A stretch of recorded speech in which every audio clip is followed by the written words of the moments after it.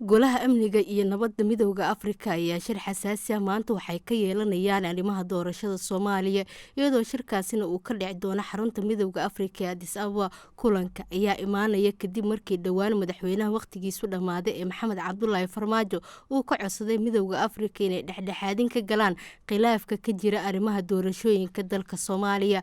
Sidoo kale kulan ay golaha ammaanka ee qaramada midoobay dhawaan yeesheen waxa ay dalbadeen in arrimaha Soomaaliya loo daayo midowda Afrika.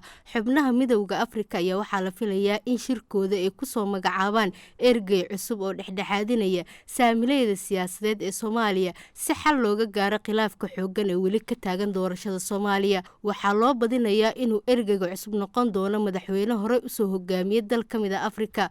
Beesha caalamka ayaa cadaadis xoog leh waxay saaraysaa mas'uuliyiinta Soomaaliyeed si xal waara looga gaaro khilaafka ka jira arrimaha doorashooyinka.